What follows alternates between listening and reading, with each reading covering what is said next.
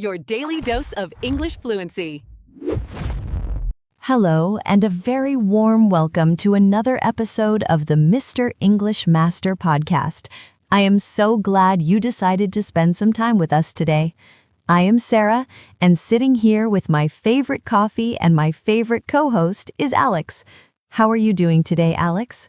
Haha, thanks for the lovely intro, Sarah. I am doing great. Actually, I'm feeling very reflective today, thinking about life and the people in it. It's one of those quiet mornings.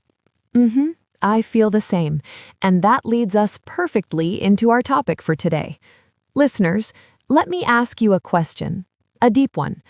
Do you feel like your circle of friends is getting smaller as you get older, but somehow the quality of those friendships is getting better? Oh, wow, that hits home.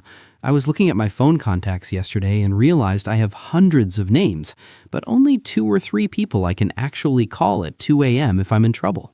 Exactly.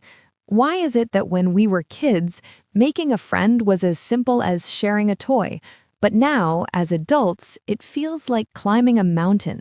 Why is it so hard to make new friends when we grow up? Yeah, it's like we lost a superpower we had when we were 5 years old. Back then, everyone was a friend. Now, everyone is just an acquaintance. Oh, that is a great word, Alex. Let's stop there for a second for our listeners. An acquaintance. It's a bit of a long word, isn't it? An acquaintance is someone you know.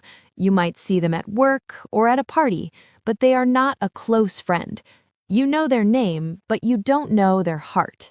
Right, so you can have 50 acquaintances, but 0 friends. That is a lonely place to be. For example, I have many acquaintances at my gym. We say hello, but we never grab a coffee together. And I think the reason we have more acquaintances than friends now is because our lives have become so scheduled. When we were in school, we were forced to be together for 8 hours a day. We had so many spontaneous moments. Spontaneous. That's another powerful B2 word. Spontaneous means something that is not planned. It just happens naturally in the moment.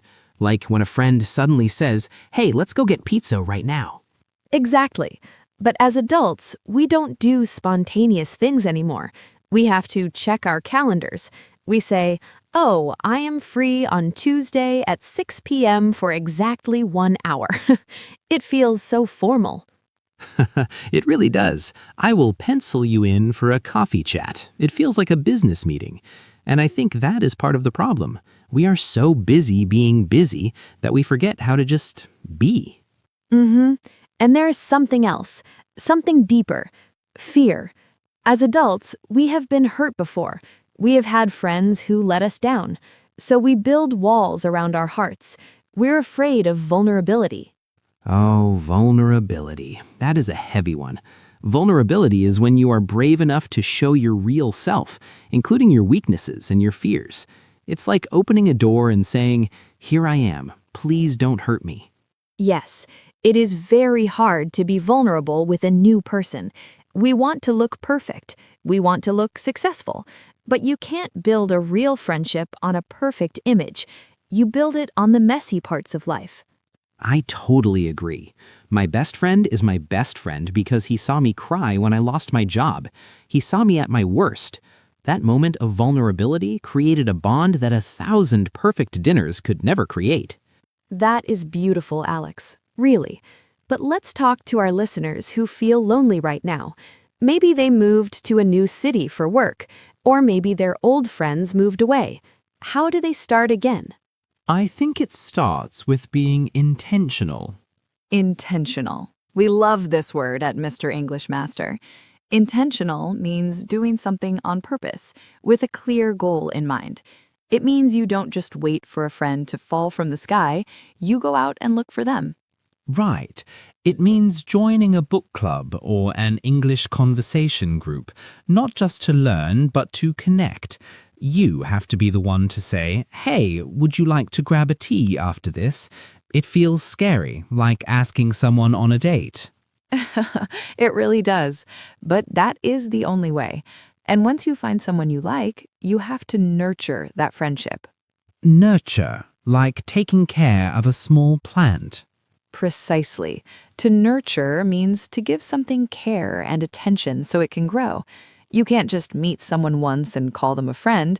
You have to text them, ask how their day was, remember their birthday. You have to feed the friendship with your time. Time is the most expensive thing we have, and I think that is why our circles shrink. We realize we only have enough time to nurture a few deep friendships rather than 20 shallow ones. Exactly. And that is actually okay. It is better to have one authentic friend than 100 fake followers. Authentic, that is our final big word for today. Authentic means real and true, not fake or copied. An authentic friend is someone who likes you for who you are, not for what you have or what you do. And finding those authentic connections is what makes adulthood beautiful. It's not about the quantity, it's about the depth. You know, Sarah, this conversation makes me want to call my old friend from college. We haven't talked in months. I think I need to do some nurturing. Go for it, Alex. I think we all should. But before we go, let's slow down for our listeners. Let's revisit the words we learned today in our word tour. Great idea. I'll start. Okay, first one was acquaintance, someone you know but not very well, like a neighbor you only say hello to. Then we had spontaneous, something that happens naturally without a plan, like a sudden trip to the beach. Next was vulnerability, the bravery to show your true, messy self to another person. And then intentional, doing something on purpose, like being intentional about meeting new people. We also talked about nurture, to take care of and protect something so it can grow, like a friendship or a plant. And finally, authentic, real and true. An authentic person doesn't pretend to be someone else. What a powerful list. Listeners, thank you so much for sitting with us today. This topic is not easy, but remember, you are never too old to find a new soul who understands you. Yeah, and even if you are just starting to learn English, you can still be an authentic friend. You don't need perfect grammar to show a kind heart. Well said, Alex. Master Family, here is your challenge for today. Go to the comments and write one sentence using the word authentic or intentional. Tell us about a friend you appreciate or a habit you want to start. We really love reading your stories. They make us feel less alone, too. They really do. Take care of your friends and take care of yourselves. We will see you in the next episode of Mr. English Master. Keep talking and keep connecting. Bye, everyone. Bye-bye.